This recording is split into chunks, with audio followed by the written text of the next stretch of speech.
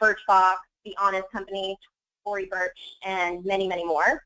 He advised over 300 large enterprises and marketing agencies and helped in building their testing programs through ideation training, UX audits, Google Analytics, and program management support. And now he leads our entire EXO team here to do the exact same.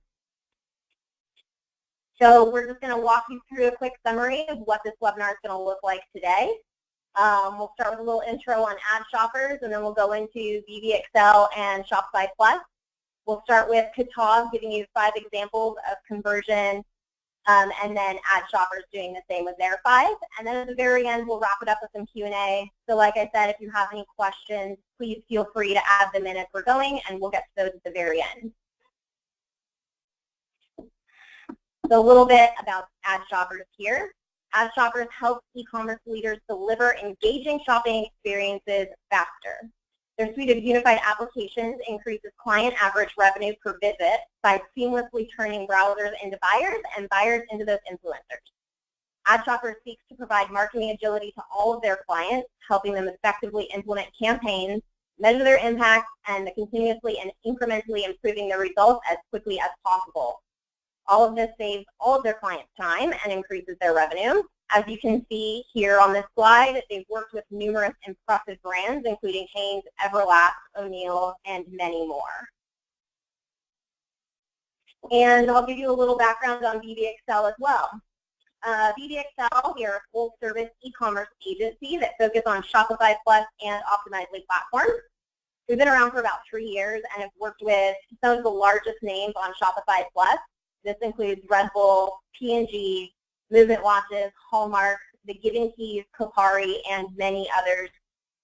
We are the only Shopify Plus partner that is also a 3-star partner with Optimizely. What that means is that we really understand the UX changes and best practices we implement and how they affect revenue per visitor. We also work with all of our clients across the entire e-commerce funnel. That includes user acquisition, conversion rate optimization, and retention strategies. Since we're in a position to really guide our clients, we are very data-driven, and we make sure we can tie an ROI to our recommendations and our clients' investment. And then a little bit about Shopify Plus and how that all ties in here. VBXL, we've built our whole business around specializing on the Shopify Plus platform. And we've done so for a number of reasons. And we spoke about this yesterday, so like I said, the recording will be available after this if you're interested in that. Shopify Plus has numerous merchants with over 275,000 merchants of all sizes on the platform.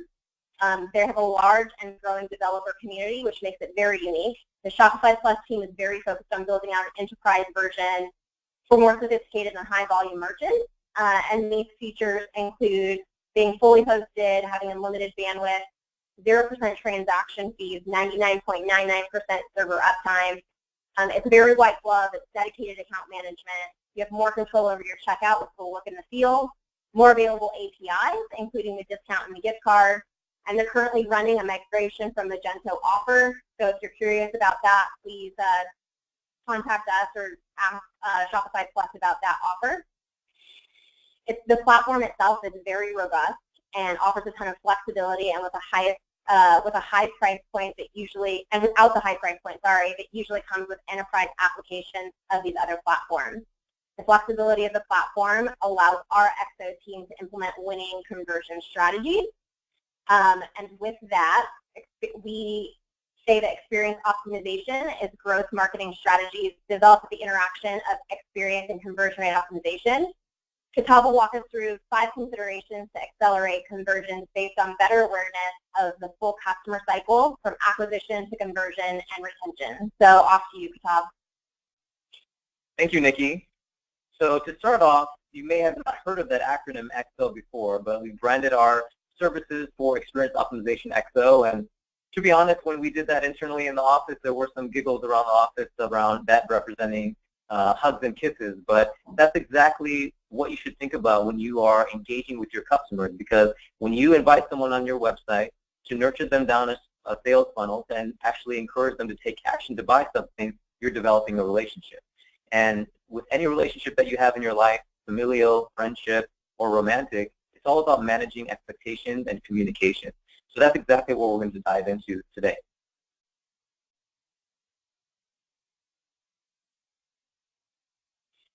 So to start off, we want to think about how you really sell your business through the shopping funnel beyond just your product. Once someone has gone through a sales funnel, they've already communicated that they're very invested in this experience and in your product, so they have a good awareness about what you're offering. But beyond that, how do you aim to complement the specific product? Is it going to be through a specific service like a satisfaction guarantee, how easy it is to return the product if they're not satisfied, or free shipping? So as you really get invested users down the funnel, it's important on these product detail pages to really emphasize these core value propositions at that point of conversion to add to cart.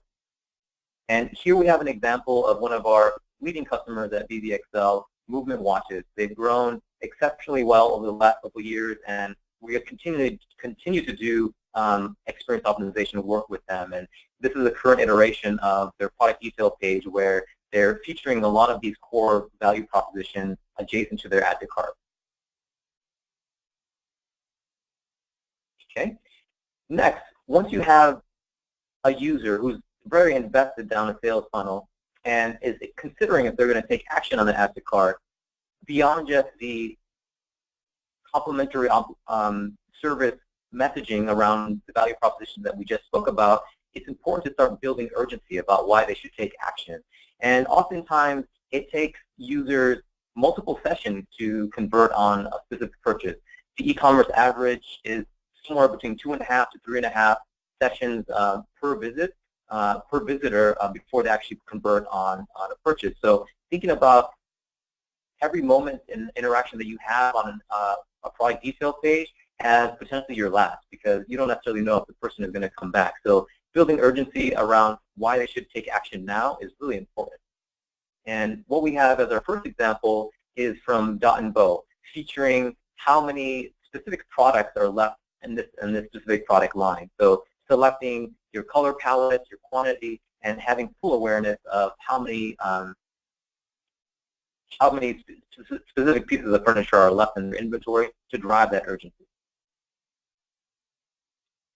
A second example is another customer of BZXL, Boll & Branch, and they're starting to differentiate themselves along the sales funnel by communicating a lot of the mission-driven and also quality and luxurious brand identity that they are communicating. But once you get to the product detail page, we are currently running an experiment on Optimizely where we're featuring different specific messaging adjacent to the call to action for adding to cart.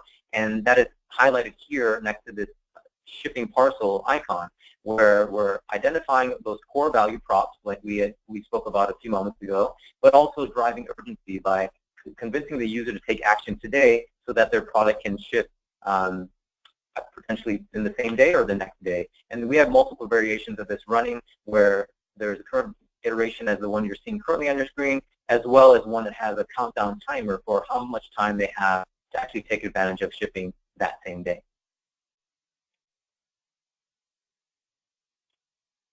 Next, when we think about building that relationship with your customers and building familiarity, it's all about trust. So building social proof throughout your user experience is really important. And a number of ways that that our customers take advantage of that is bringing in qualified referral traffic from social media. And to really take that to the next level, it's important to think about ways to leverage whatever you're doing on social media through apps that integrate already with Shopify. So an example of one app that our customers have had success with is 460 to make Instagram more shoppable. On our next slide, we have an example of driving social proof on the product detail page itself. So one of our customers, Grenco Science, is leveraging a platform like Yapo to really drive the awareness around customer satisfaction, and that's important to really hit home how much trust that someone should have in your product and your customer service.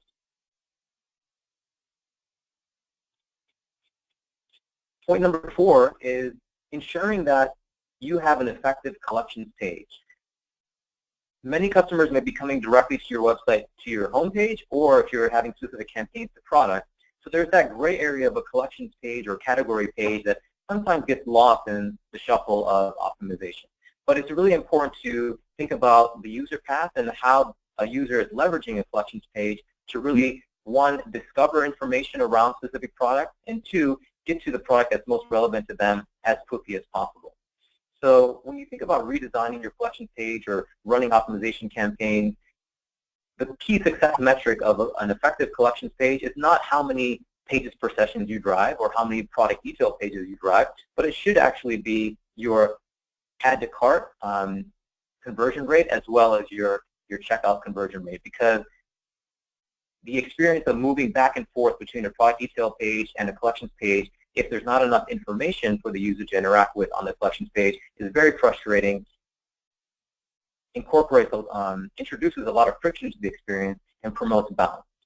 So the recommendation is to really expose as much detail as you can on a collections page and allow a user to really make a decision about where they want to go on your site based on that.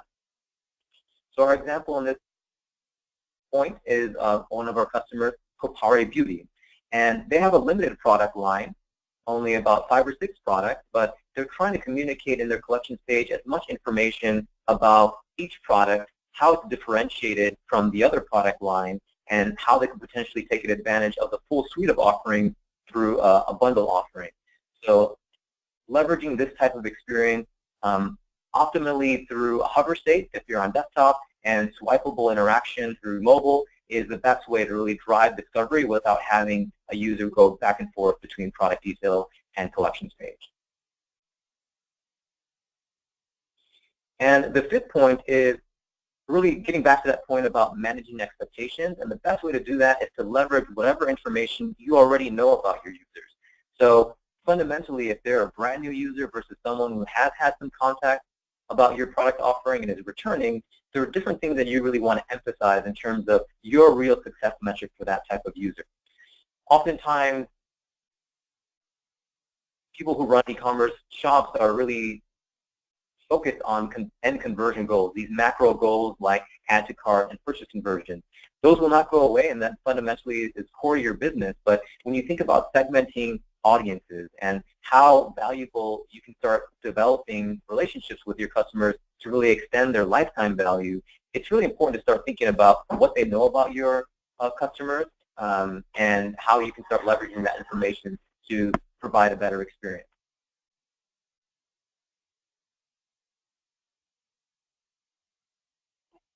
Okay.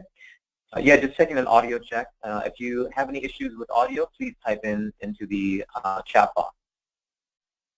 So continuing, really differentiating about user expectations between you and returning users. The focus of an experience for a new user should really be about them learning about your brand and how they can start trusting you through social proof, through customer service.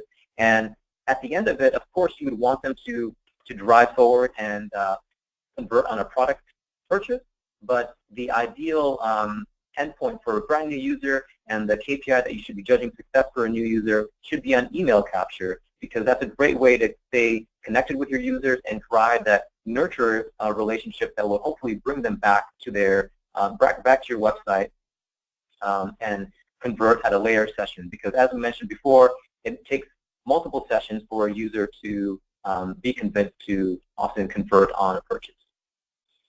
And when you think about the prospect of returning users, it's all about getting them to the product that either they viewed specifically or into more detailed product discovery so that they can get to a product detail page that's most relevant to them as soon as possible. So yeah, just seeing on your screen an example of pop-up on one of our customers, the giving keys for email capture, really targeted to brand new users and communicating what they can take advantage of.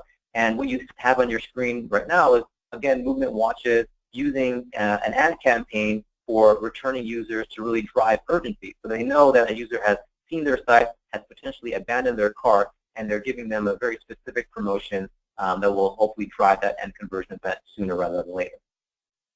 So that was a summary of 5 core considerations that you should think about when driving an optimized experience to drive conversions.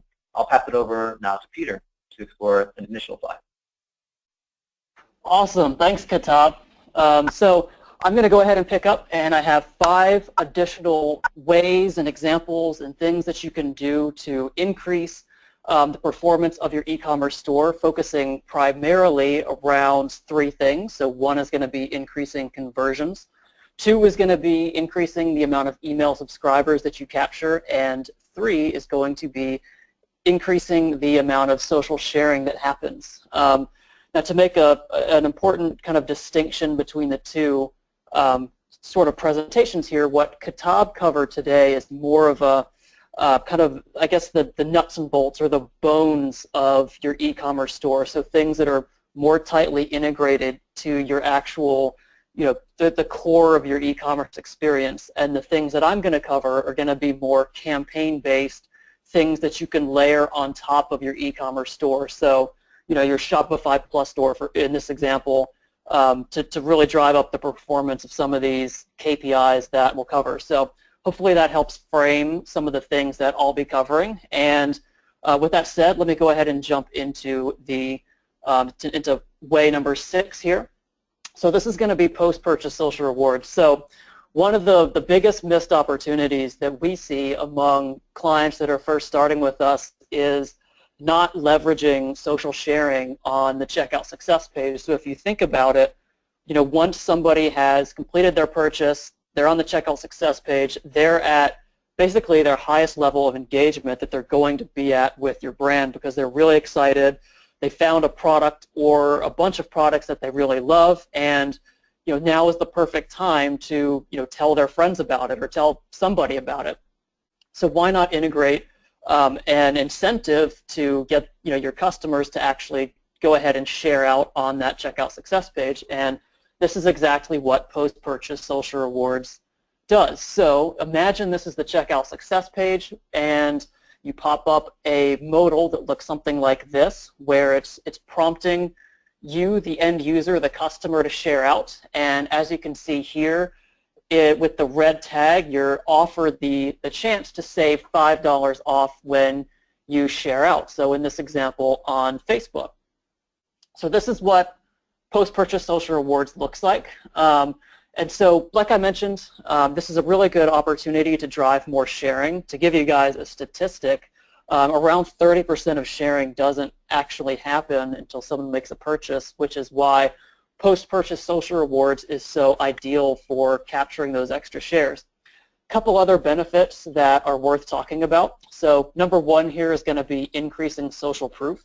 So let's talk a little bit about why that'll work and how that happens. So if you think about it, getting somebody to share out their purchase is a much better indicator of trust than getting somebody to just share out something like a brand message or a product or something like that. If I'm sharing out a purchase, I'm signaling in one way or another to my friends and my social circle that this is a brand, a company, a website that I trust to do business with. So it gets that trust factor across, which is really powerful. The second thing this is going to help do is increase loyalty and repeat purchases. So by offering a discount for sharing out that you can redeem on your next purchase, now you're moving from, especially if this is a first-time customer, from a one-time customer to now becoming a repeat customer and hopefully a loyal lifetime customer. So it's a great way to kickstart that process. And then thirdly is going to be to drive high-converting traffic back to the store. So if you go back to point number 1 about social proof and the trust factor, the traffic that clicks on those purchase shared links out to channels like Facebook and Twitter and people's social channels, we see that converting really well because, like I mentioned, there's so much trust inherent with that. So that's post-purchase social rewards, and hopefully I've explained well why that's a really good one to look into. So that's going to be primarily for increasing sharing and conversions. Next up is going to be using social login to power personalization. So this one's a little bit more subtle, but it's going to tie back into some of the points that Kitab was making about removing friction and making the checkout process as frictionless and seamless as possible. So in this example from one of our clients here actually, you'll see on their login page or their login modal, they have these options to sign in with many different social networks here at the bottom. So what this does that is important is it makes it a lot easier to check out, especially when you're on a mobile device, because keyboards are a pain to use, especially on mobile. I think everybody here much prefers typing on a computer or a desktop versus a mobile device like a smartphone. With a social login button, you don't have to do that at all. You just type on one button, or you just click or tap on one button, and you're logged into the account. So a couple main benefits here that are worth going over. So number one is going to be back on the data side of things. So what this says here is it's more valuable and more accurate CRM data. So let's take that apart. So the more valuable data that we can collect from social login comes directly from the social networks like Facebook, for example. So we can pull things with social login like first name, last name, birthday, profile picture, and things like that, for example, that you can use for personalized marketing campaigns down the line. The second piece of that was more accurate data. So because this data comes directly from the social networks based on what you've filled out, people are more likely to have their real email address tied to their Facebook account than, typing in a fake, disposable email that they may do during checkout or while filling out another offer on your site. So using social login gets around that issue, and it's really easier for both parties, both you and the customer. Number two is going to be around increased conversion rate. So I went over this one already, but basically by removing the friction and making it a lot easier to log into your account when you're making a purchase, you'll see conversion rates go up. And again, this is much more pronounced on mobile devices, which is very, very often one of the biggest opportunities for increasing conversions out there. So a really powerful point there. And then next, the last point here is going to be around growing your email list faster. So if you replace some of the modals or add in addition to some of the email capture that you do, so you may be running, enter your email to get 10% off your first order, for example. If you add in an option to log in with Facebook to redeem that offer instead, or in addition to that, then again, especially on mobile, it's much easier to fill out, and you'll capture the email address just the same. So you'll see higher conversions on your email captures, which grows your list faster.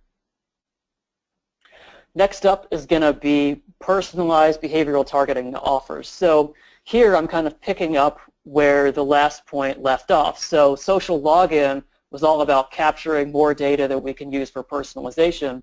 This is how we actually take that data and put it to use, so it's not, wasted data filling up your, your CRM database somewhere. So I'm going to pull up two examples of modals or campaigns that you may see, running on a site. So think about which one looks more interesting to you.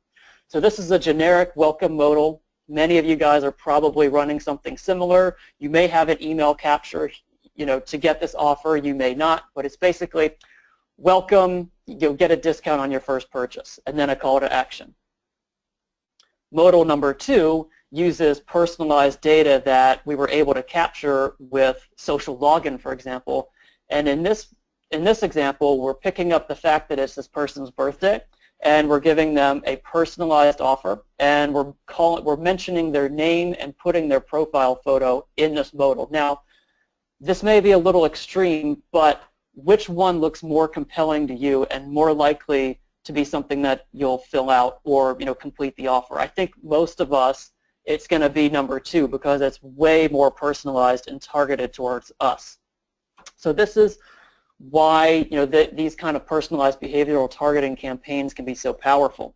So obviously the main thing here is going to be conversion rates. So I can give you guys some data from across our platform. So when comparing offers like this that have the personalization compared to more of the generic offers, we've seen up to 600% increases in email captures and 16% increases in driving immediate sales and revenue. And that's from changing nothing other than adding in some personalization. So it's really powerful for increasing and maximizing your conversion rates.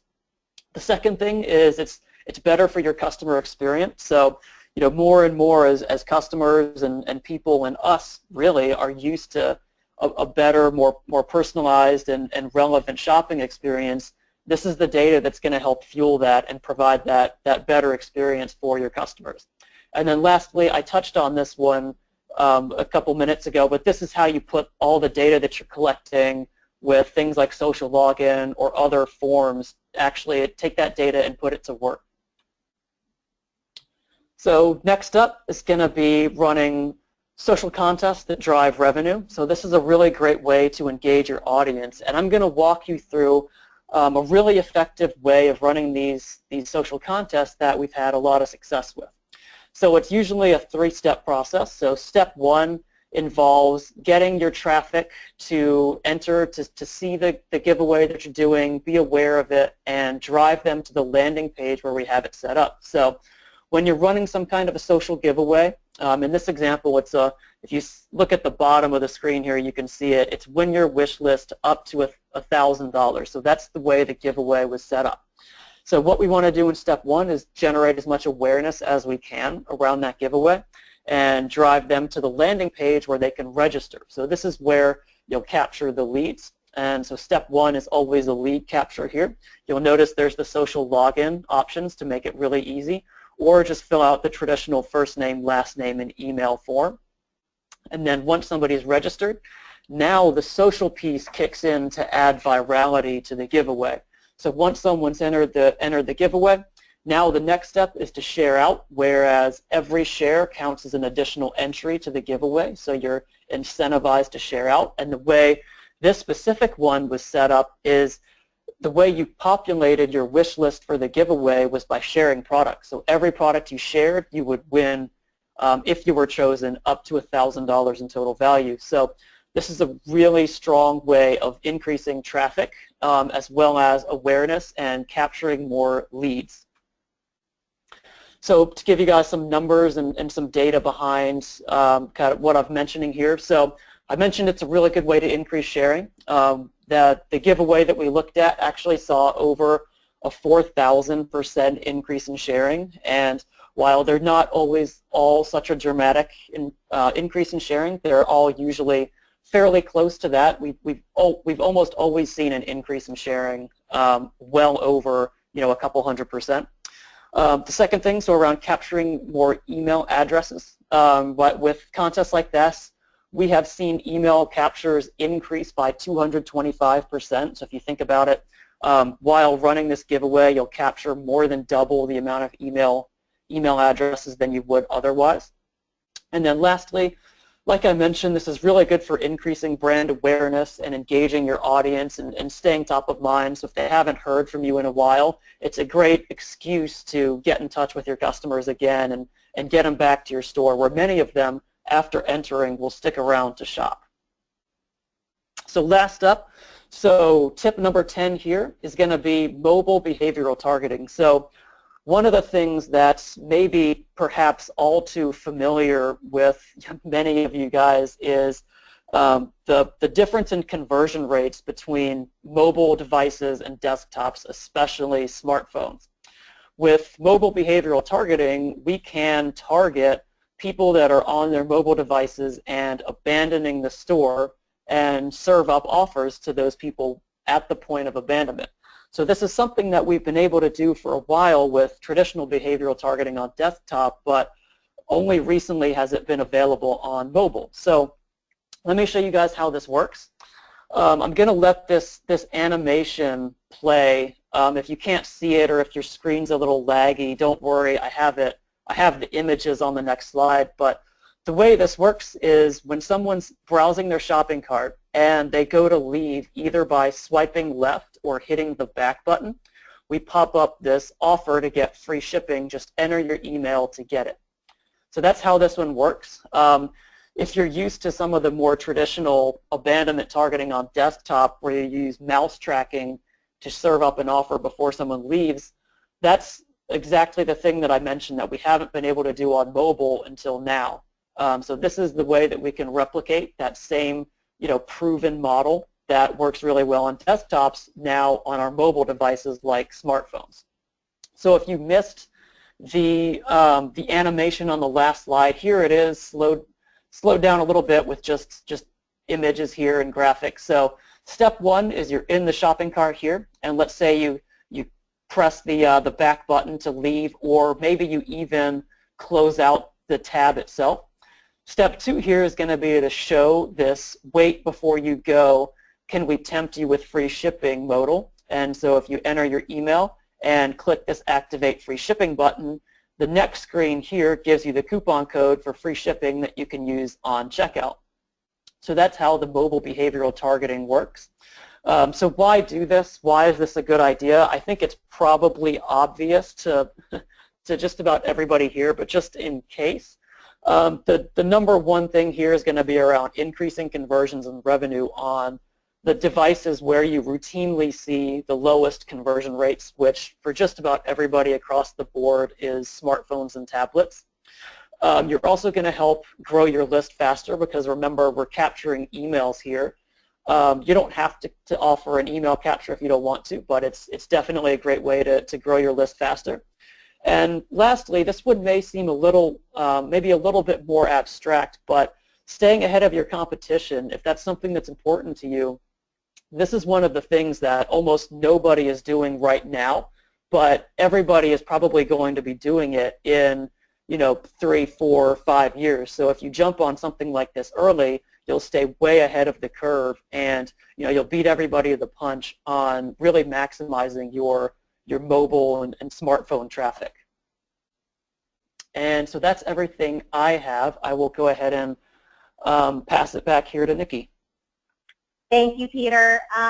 So this concludes our presentation, but we'll take a couple of minutes here to answer any Q&A that you might have. We've gotten a few questions in already, but if you have any questions, please feel free to put it in the chat section or the question section, and we will get to that up here. So let's just jump into the couple of questions that we've already gotten in. The first one is to Katab here. You recommend building a sense of urgency around the decision to add to cart. Have you noticed if clients who use a countdown timer see higher conversion rates at checkouts because of this versus clients who don't?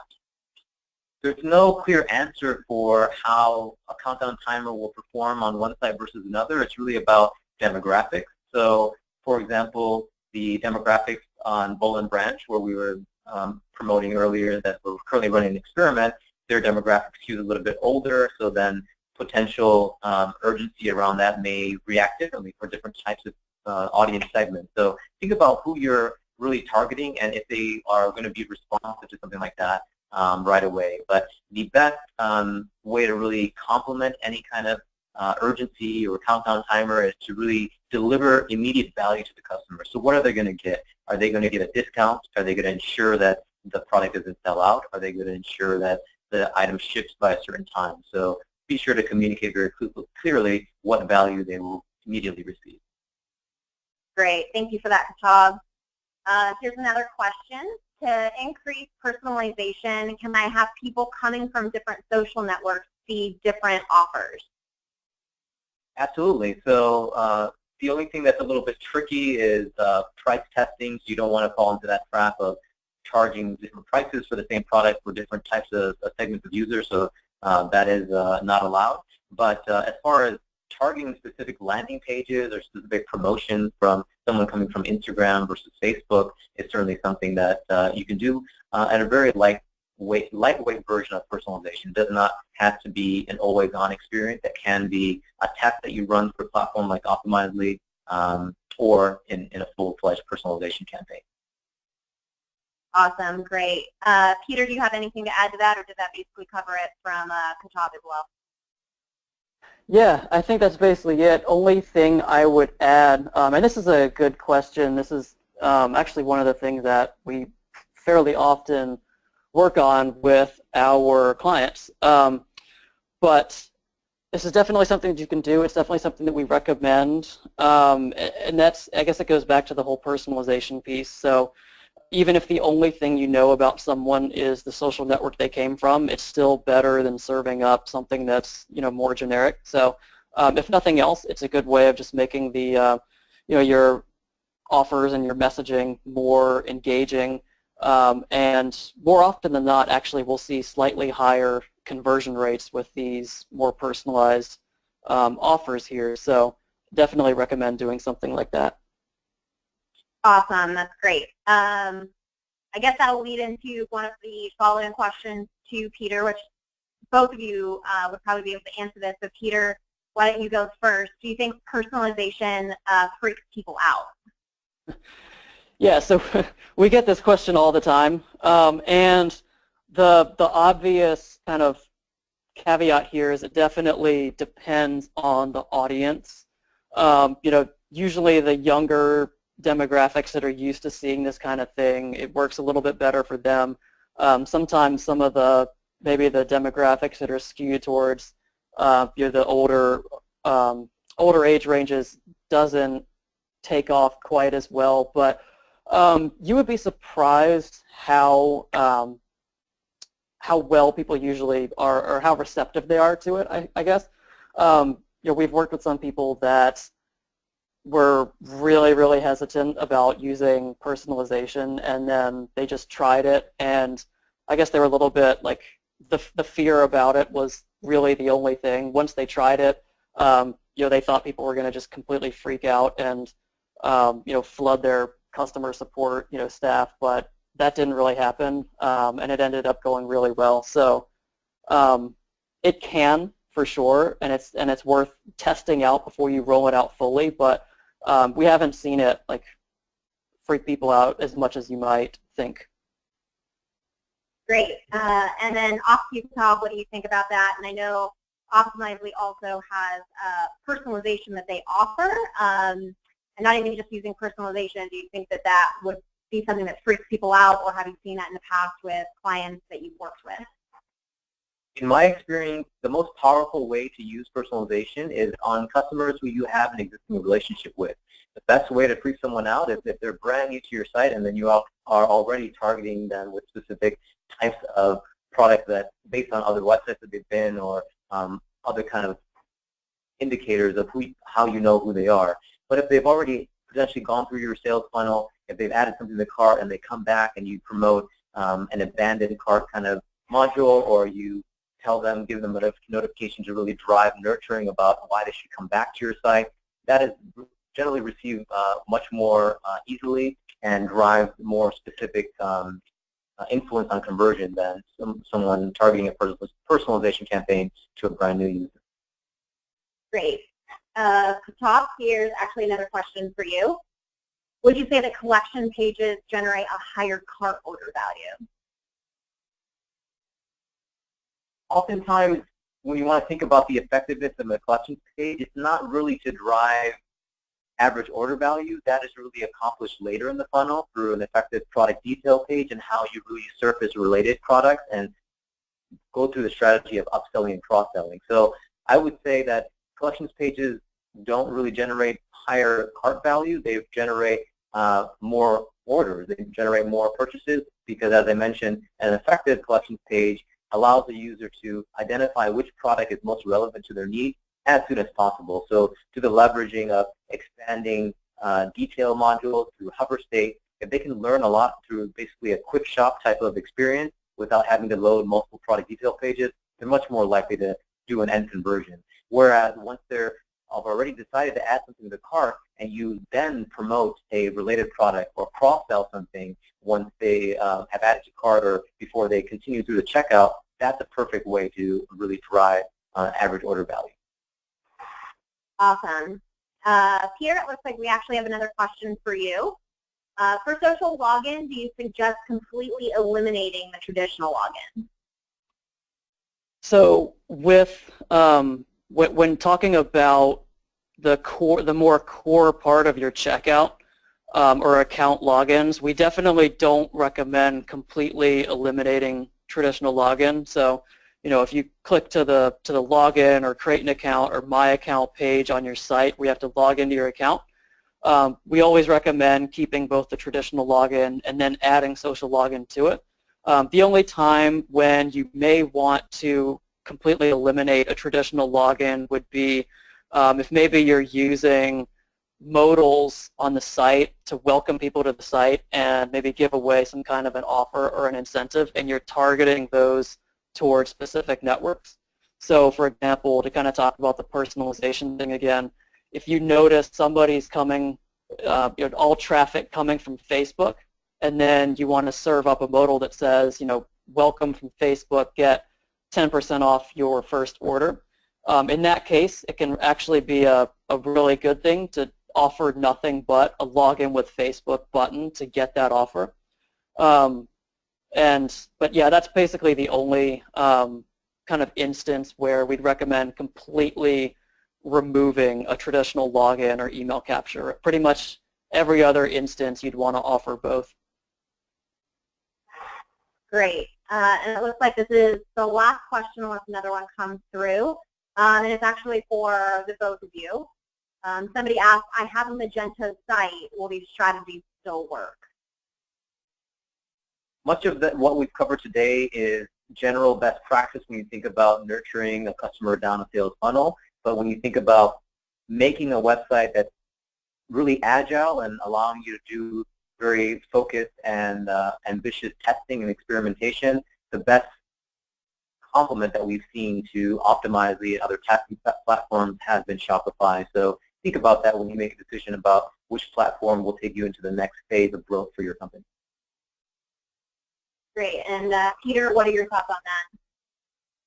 Yeah, I would pretty much just agree with everything Kitab said. Yeah, everything that I covered pretty much can apply to any kind of, no matter what platform you're on. So, yeah, everything should work on any platform.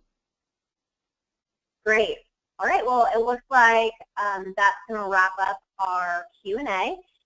Thank you so much, everybody, for joining us for this 2-day webinar mini-series. We've had a great time. We've all learned some great things.